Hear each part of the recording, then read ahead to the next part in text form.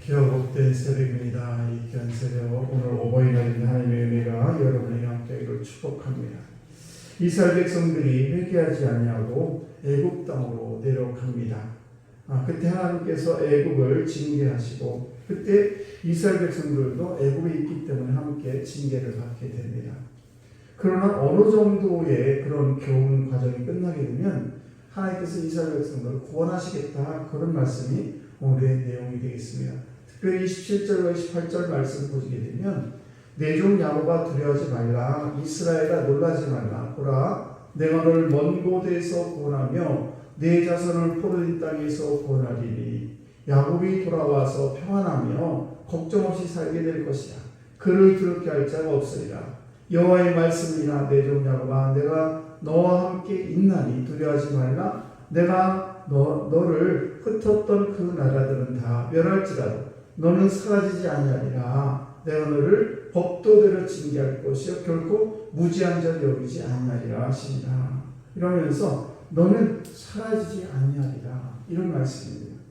그러니까 이 말씀에 묘미가 있는데, 하나님께서는 때로는 저들이 어려움을 허용하기도 하시지만은 반드시 우리를 구원하시고 회복하시겠다라는 그런 말씀이에요. 그러므로 저들로 우리 주님께서 계속 말씀하시기를 두려워하지 말고 놀라지 말라, 이렇게 말씀하는 것입니다. 그래서 하나님은 우리를 죽이기 위해서 이 땅에 보내시지 않으셨다는 사실이에요.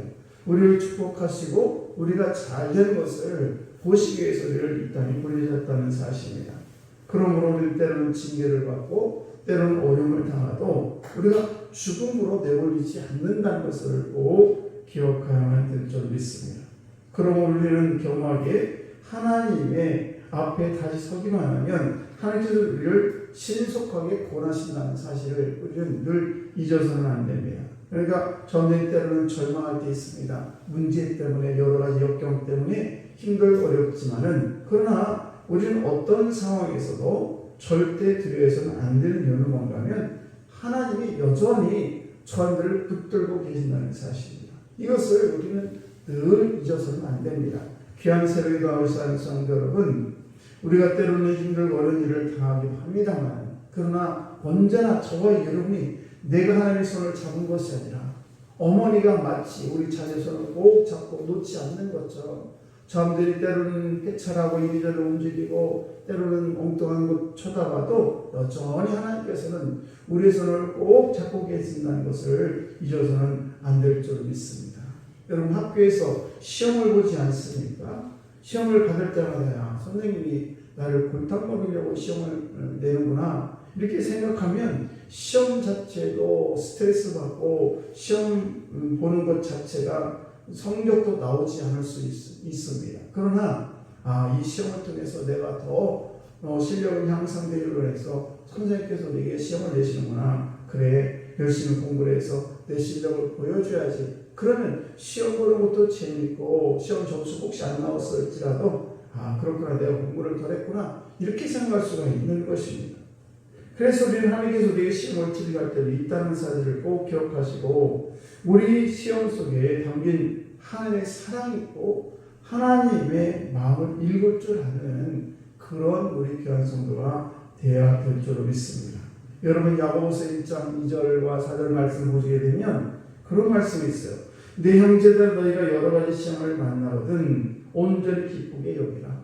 시험을 만나거든 온전히 기쁘게 여기라는 것입니다. 왜냐? 이는 너희 믿음의 시련이 인내를 만들어내는 줄 너희가 압니다. 인내를 온전히 이루라.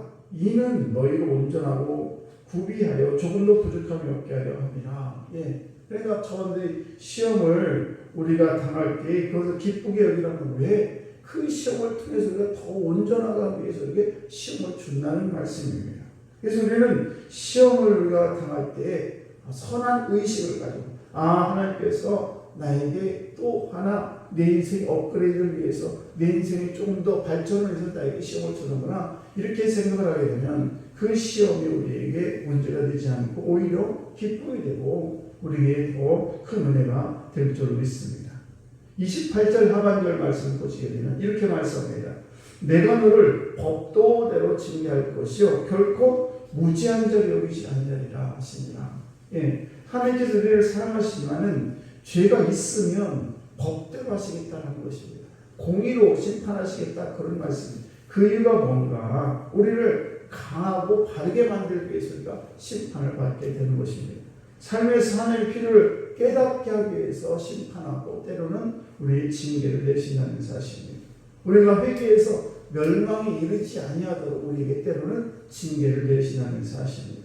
그러므로 우리가 훈련 과정이라 생각하게 되면 제일 중요한 것이 무엇인가? 하나님 잘못했습니다. 하나님 제가 이렇게 또 엉뚱한 것을 바라봤네요 라고 하면서 하나님께 납작 엎드리는 것이 매우 중요하죠. 하나님 제가 뭐가 잘못했습니까? 왜 나에게 이런 시련을 주십니까? 라고 해서 고개 뻣뻣하게 들고 대드는 것이 아니라 우리가 권투 선수가 하나님 앞에 마치 맷집이 좋은 거 자랑하는 것처럼 묻어 맞으면서도 난 안 아파 하면서 버티는 것보다도 그런 것들은 우리가 흔히 백해고익하다고 말씀할 수 있는 것입니다. 그래서 우리가 아이들을 키우다 보면 때로는 애들이 말을 듣지 않으면 본인이 매를 댑니다. 그때 아버지 어머니 잘못했습니다 하면 매를 덜 맞는데 끝까지 고집부리면 그 자기 잘못을 시인할 때까지 얻어맞지 않습니까?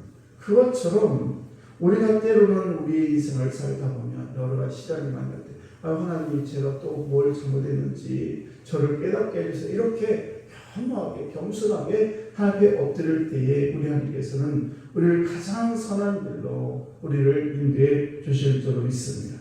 오늘 이삭이라는 사람이 여기에 나오고 있는데 내 좀 야곱아 그러면서 이야기를 하고 있는데 이삭은 미리 순종하는 자였고 미리 납작 엎드린 사람입니다. 그래서 가는 곳마다 우물에서 물이 나오게 되고 형통의 삶을 사는 것을 볼 수가 있습니다. 훈련이 우리에게 주는 많은 유익도 있지만은 사실 우리가 미리 엎드리면 꼭 시험을 통과하지 않아도 우리는 이 세상을 아름답게 살 수가 있는 것입니다. 그러므로 우리가 이삭처럼 겸손하게 엎드리는 자, 온유한 자, 순종하는 자가 되어서 범사의 평통이 여러분의 삶 속에 날마다 넘쳐나기를 간절히 축원합니다. 그래서 우리는 그 하나님의 축복을 온전히 받아 누리는 오늘도 귀하고 복된 성도들 다 되시기를 주의 이름 간절히 축복합니다. 기도하겠습니다.